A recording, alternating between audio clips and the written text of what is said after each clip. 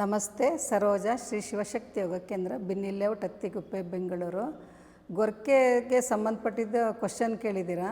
ಗೊರಕೆ ಏನೇನು ಕಾರಣಕ್ಕೆ ಬರುತ್ತೆ ಅಂದರೆ ಒಬೆಸಿಟಿಯಿಂದ ಬರುತ್ತೆ. ಅಂದರೆ ನಮ್ಮ ತೂಕ ಜಾಸ್ತಿ ಆಗಿದ್ದಾಗ ಅದರಿಂದನೂ ಗೊರಕೆ ಸೌಂಡ್ ಬರ್ತಾ ಇರುತ್ತೆ. ಆಮೇಲೆ ನಿಮ್ಮ ಮೂಗಲ್ಲಿ ಏನಾದರೂ ಬ್ಲಾಕೇಜಸ್ ಇದ್ದರೆ ಅದರಿಂದನೂ ಬರುತ್ತೆ.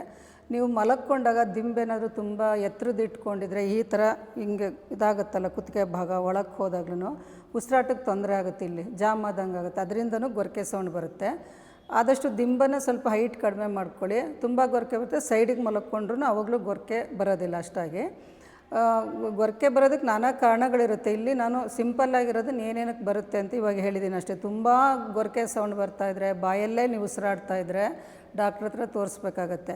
ಇಲ್ಲಿ ಸ್ವಲ್ಪ ಏನಾದರೂ ಲೈಟಾಗಿ ಏನಾದ್ರು ಬ್ಲಾಕೇಜಸ್ ಇತ್ತು ಅಂದರೆ ಕಪಾಲಭಾತಿ, ಭಸ್ತ್ರಿಕಾ ಎರಡೂ ಮಾಡಿಕೊಂಡ್ರೆ ನಿಮಗೆ ಆ ಸಮಸ್ಯೆಯಿಂದ ಹೊರಗೆ ಬರ್ಬೋದು. ಯಾವ ಥರ ಅಂದರೆ ಕಪಾಲಭಾತಿ ಮುಂಚೆಲ್ಲ ತೋರಿಸಿದ್ದೀನಲ್ಲ ನೋಡಿ, ಇದನ್ನು ಕ್ಲೋಸ್ ಮಾಡ್ಕೋಬೇಕು, ಎಕ್ಸೇಲ್ ಮಾಡಬೇಕು, ಹೊಟ್ಟೆ ಒಳಗೆ ತೊಗೊಂಡು ಉಸಿರನ್ನು ಹೊರಗೆ ಹಾಕೋದಷ್ಟೇ, ಇನ್ಹೇಲ್ ಮಾಡಬಾರ್ದು, ಹಿಂಗೆ ಮಾಡಬಾರ್ದು. ಈ ಥರ ಮಾಡ್ಕೋಬೇಕು ಒಂದು 25 ಸಲ. ಮತ್ತು ಈ ಕಡೆ ಎಡಗಡೆ ಮೂಗನ್ನು ಮುಚ್ಚಿರ್ಬೇಕು, ಈಗ ಹೊಳ್ಳೆಯನ್ನು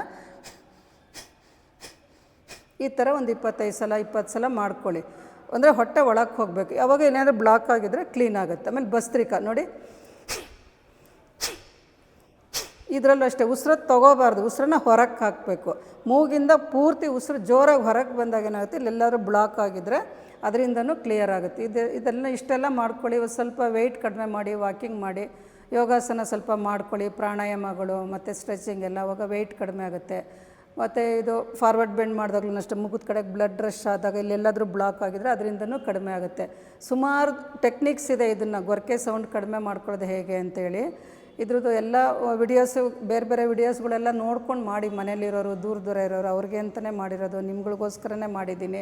ಎಲ್ಲರೂ ಉಪಯೋಗ ಪಡ್ಕೊಳ್ಳಿ. ನಿಮ್ಗೇನು ಅನ್ನಿಸ್ತು, ಉಪಯೋಗ ಆದಮೇಲೆ ಕಮೆಂಟ್ಸ್ ಹಾಕಿ, ಉಪಯೋಗ ಆಗಿದೆ, ಈ ಥರ ನನಗೆ ಈ ಥರ ಅನುಕೂಲ ಆಯಿತು, ಮಾಡ್ಕೊಂಡ್ಮೇಲೆ ಆರೋಗ್ಯ ಸುಧಾರಿಸಿದೆ ಅಂತ. ಅದು ಬೇರೆಯವ್ರಿಗೆ ಹೆಲ್ಪ್ ಆಗುತ್ತೆ. ಇದೆಲ್ಲರಿಗೂ ಒಳ್ಳೆಯದಾಗಲಿ, ಆರೋಗ್ಯ ಸಿಗಲಿ ಅಂತ ನಾನು ವಿಡಿಯೋಸ್ ಮಾಡ್ತಿರೋದು. ಎಲ್ಲರೂ ಇದ್ರ ಉಪಯೋಗ ಪಡ್ಕೊಳ್ಳಿ, ಬೇರೆಯವ್ರಿಗೂ ಶೇರ್ ಮಾಡಿ. ಎಲ್ಲರೂ ಆರೋಗ್ಯವಾಗಿರಿ, ಖುಷಿಯಾಗಿರಿ. ನಮಸ್ತೆ.